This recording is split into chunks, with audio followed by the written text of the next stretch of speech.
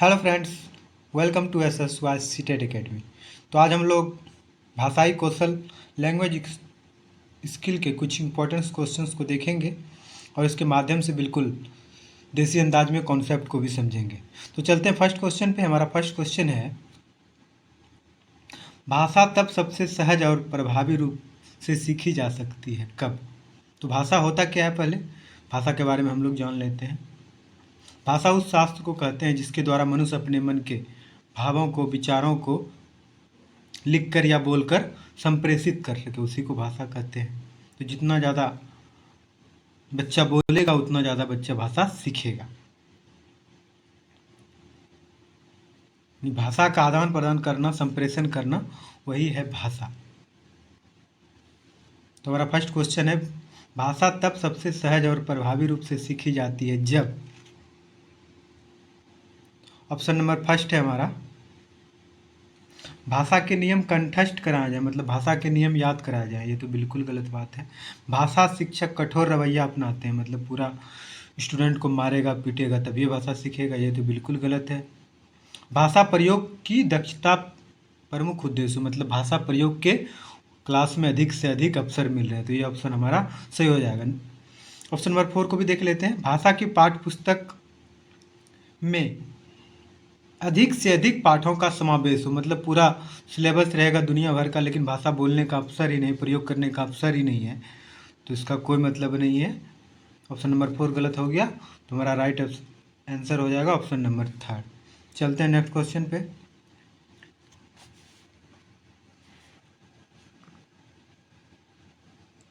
रितिका को बाल साहित्य पठन में रुचि है, वह कहानी का अंत जानने के लिए पठन कर रही है, इस पठन को क्या कहेंगे आप? मतलब रितिका को बाल साहित्य में रुचि है, मतलब वो कहानी पढ़ रही है लेकिन पूरा सीरियसली नहीं पढ़ रही, बस कहानी का अंत जानने के लिए।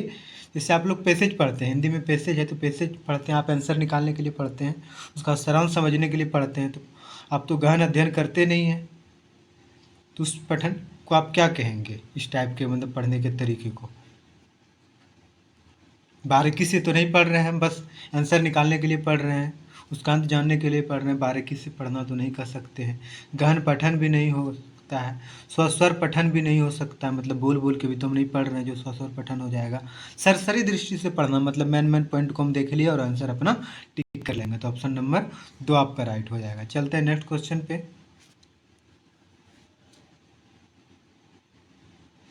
भाषा में उत्पादक कौशल नहीं है, तो ये उत्पादक कौशल क्या होता है? हमारा लैंग्वेज का 4 स्किल्स होता है, लिसनिंग, स्पीकिंग, रीडिंग और राइटिंग। सुनना, बोलना, पढ़ना और लिखना। अब इसमें से उत्पादक कौशल कौन है? जिस कौशल से हम अभिव्यक्त करते हैं एक दूसरे से, मतलब संप्रेषण करते हैं, वही उत्पादक कौशल। तो संप्रेषण करने का तरीका क्या है? या तो हम बोल के किसी तक अपना बात को पहुंचा सकते हैं, या तो फिर लिख के पहुंचा सकते हैं, या तो फ़ोन के माध्यम से हम अपना बात पहुंचा सकते हैं, या तो व्हाट्सएप के माध्यम से पहुंचा सकते हैं बात, तो वही है संप्रेषण कौशल। कौन सा है? जिस तरीके से हम अपना बात दूसरे तक पहुंचा सकते हैं, अपना बात दूसरे को समझा सकते हैं, मतलब वो हुआ प्रोडक्ट। और एक होता है ग्रहण करने वाला कौशल, जिससे हम सुन के ग्रहण कर सकते हैं, और एक पढ़ के। ये हुआ गणनात्मक कौशल, और मतलब बोल के और लिख के हम अभिव्यक्त कर सकते हैं, तो उसी को बोलते हैं उत्पादक, प्रोडक्ट। तो पूछ रहा है इसमें, भाषा में उत्पादक कौशल कौन नहीं है? चारों ऑप्शन में उत्पादक कौशल कौन नहीं है, तो पूछ रहा हमसे कौन सा गणनात्मक कौशल कौन है? किसी घटना के अपने अनुभव को क्रमबद्ध रूप में लिखना, मतलब घटना के अपने अनुभव को लिख रहे हैं तो आप अपना अभिव्यक्ति पेश कर रहे हैं, ये तो आपका प्रोडक्टिव स्किल हो गया, गणनात्मक कौशल हो गया। अभिव्यक्ति का आपका कौशल हो गया, ये अपने अनुभव को आप व्यक्त कर रहे हैं, बात विवाद में भी भाग ले रहे हैं तो आप मतलब बोल रहे हैं, तो ये भी आपका अभिव्यक्ति का कौशल हो गया, संप्रेषण का कौशल हो गया। अपने विचारों को मौखिक अथवा लिखित रूप से व्यक्त करना, मतलब लिख के बोल के व्यक्त कर रहे हैं, तो ये भी आपका प्रोडक्टिव स्किल हो गया, उत्पाद हो गया भाषा का।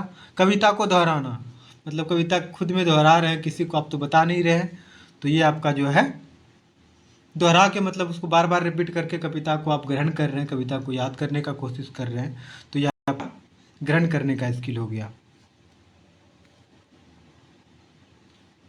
चलते हैं नेक्स्ट क्वेश्चन पे। व्याकार व्या व्याकरणिक नियमों को समझने के उद्देश्य से हिंदी की पाठ्यपुस्तक को गहनता से पढ़ते हुए नोट्स बनाना किस प्रकार का कौशल है? यानी व्याकरण के नियमों को अच्छा से पढ़ते हुए और नोट्स बना रहे हैं, तो ये किस प्रकार का कौशल है? सुनने का कौशल तो है नहीं, पढ़ के नोट्स बना रहे हैं आप। वाचन कौशल तो है नहीं कि सिर्फ बोल बोल के पढ़ रहे हैं। लेखन कौशल भी तो है नहीं कि सिर्फ आप लिख रहे हैं, मतलब पूरा अध्ययन कर रहे हैं। व्याकरण के नियम को आप अच्छा से पढ़ के उसका नोट्स बना रहे हैं, तो पूरा अध्ययन कर रहे हैं, डीपली अध्ययन आप कर रहे हैं। तो ऑप्शन नंबर फर्स्ट आपका सही हो जाएगा। दिन प्रतिदिन के क्रियाकलापों में भाषा प्रयोग की दक्षता को प्रोत्साहित किया जाता है। मतलब डेली यूज में आप किस भाषा का यूज करते हैं? जो मतलब खुद का भाषा होता है, संप्रेषण का भाषा होता है, उसको हम यूज करते हैं। तो ऑप्शन नंबर केवल व्याकरण ज्ञान के द्वारा, बिल्कुल गलत बात है।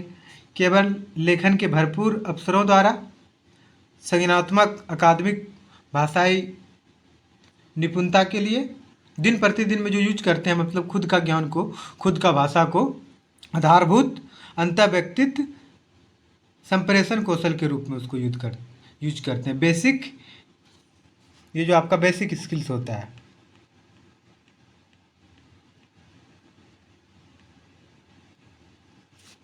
तो ऑप्शन नंबर थर्ड सही हो जाएगा। चलते हैं नेक्स्ट क्वेश्चन पे। पठन के कई कौशल हैं। एक शिक्षिका निम्नलिखित निर्देश देती है। ये सब पढ़ने के उपकौशल है। पाठ पढ़ो, पठन बिना आवाज़ किए करो, मतलब कि बिना आवाज़ के पढ़ो, मौन पठन करो। प्रत्येक अनुच्छेद को ध्यानपूर्वक पढ़ो, जितना भी अनुच्छेद है पैसेज में उसको ध्यानपूर्वक पढ़िए। प्रत्येक पंक्ति का अर्थ समझते हुए पढ़ो, मतलब प्रत्येक पंक्ति का आपको अर्थ समझते हुए भी पढ़ना है।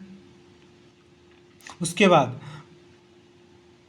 अर्थ समझने के लिए चित्र चार्ट का उपयोग कीजिए। रेखांकित शब्दों या बड़े आकार में लिखे शब्दों का वाक्यांश पे आप ध्यान दीजिए। समझ के आधार पर अंत में दिए गए हायर ऑर्डर थिंकिंग हॉट्स प्रश्नों को हल कीजिए। तो ये किस प्रकार का स्किल हो गया आपका? मतलब पाठ को पढ़ना भी आपको बिना आवाज़ निकालने भी पढ़ना है, मतलब एकदम पूरा गहन चिंतन से पढ़ना है। अनुच्छेद को ध्यानपूर्वक भी पढ़ना है। प्रत्येक पंक्ति का आपको अर्थ भी समझना है। ये सारा चीज़ आपको कर लेना। तो ये किस प्रकार का हो गया?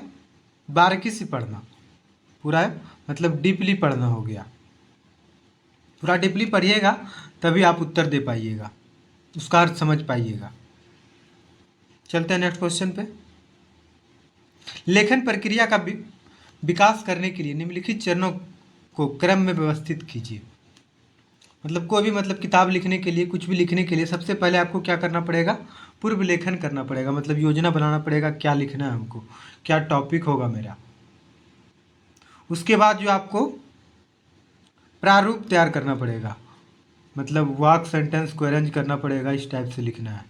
उसके बाद आपको फिर से एक बार चेक कर लेना पड़ेगा, रिपीट कर लिए, दोहरा दिए हम उसको, रिपीट हो गया। उसके बाद लास्ट में हम संपादन करेंगे। तो हमारा ऑप्शन हो जाएगा ABDC, ऑप्शन नंबर फर्स्ट सही हो जाएगा। चलते हैं नेक्स्ट क्वेश्चन पे। बोलना सीखना अथवा प्राथमिक स्पीच वाक्य के लिए कौन सा तत्व सर्वाधिक अनिवार्य है? मतलब बोलना सीखने के लिए सबसे ज़्यादा इम्पोर्टेंट क्या है? 1 to 5 क्लास का बच्चा है तो बोलना सिखाने के लिए सबसे अच्छा, मतलब बच्चा जो होता है, मतलब 2 से 5 साल तक का बच्चा होता है, सबसे पहले बोलना जब स्टार्ट करता है तो स्वयं की तैयारी, मतलब कोई स्कूल तो नहीं जाता है, वो कोई तैयारी नहीं करता है। सीखने की तत्परता, ऐसा कुछ नहीं कि मतलब वो सीखने के लिए हरदम एक्टिव रहता है। उपरोक्त सभी मतलब स्वयं की उसकी तत्परता रहता है। बच्चा खुद से कुछ करते रहता है, मतलब कुछ सुना तो उसको ऑब्जर्व कर लेता है, मतलब सीखने के लिए एक्टिव रहता है। कुछ भी अगर कहीं से सुना तो मतलब उस पर गौर करता है। स्वयं की तत्परता मतलब बच्चा खुद में एक्टिव रखता है, उसको नहीं पता है कि क्या सीख रहे हैं नहीं सीख रहे हैं, बस भाषा को ऑब्जर्व करने की क्षमता उसमें जन्मजात होती है। तो ऑप्शन नंबर सेकंड आपका राइट हो गया। चलते हैं नेक्स्ट क्वेश्चन पे। निम्न में से संप्रेषण की विशेषता नहीं है। संप्रेषण होता क्या है? संप्रेषण वही होता है जिसके माध्यम से हम अपना बात दूसरे लोगों तक लिख के या बोल के समझा सकें। तो संप्रेषण एक पारस्परिक संबंध स्थापित करने की प्रक्रिया है, मतलब एक दूसरे से संबंध स्थापित करने की प्रक्रिया है। संप्रेषण एक उद्देश्यपूर्ण प्रक्रिया है। प्रभावशाली संप्रेषण का उत्तम शिक्षण के लिए एक बुनियादी तत्व है। संप्रेषण सदैव ज्ञात्मक प्रक्रिया नहीं होती है। तो निम्नलिखित में से संप्रेषण की विशेषता नहीं पूछ रहा है। संप्रेषण की विशेषता तो है कि मतलब एक दूसरे से हम अपना बात को साझा करते हैं, संप्रेषण है। एक उद्देश्यपूर्ण प्रक्रिया भी है, बात साझा करना, बात उसको समझा दी है हम, तो एक उद्देश्यपूर्ण प्रक्रिया भी हो गया। प्रभावशाली संप्रेषण उत्तम शिक्षण के लिए बुनियादी तथ्य है, ये भी सही है। तो पूछ रहा है हमसे नहीं वाला। आपको ध्यान रखना है कि सही वाला पूछ रहा है या गलत वाला पूछ रहा है। जैसे ही गलत वाला पूछे आप सबसे मतलब निगेटिव वाला मतलब ऑप्शन पे ध्यान दे दीजिए, मतलब एक गलत ऑप्शन आपको मिलेगा ही, मतलब जो कुछ गलत लिखा है। तो क्वेश्चन में देख लीजिए सही पूछ रहा है या गलत पूछ रहा है, बस गलत वाला कोई खोज लीजिए पहले आप, जिससे आपका टाइम भी बचेगा। तो ऑप्शन नंबर 4 हमारा सही हो जाएगा।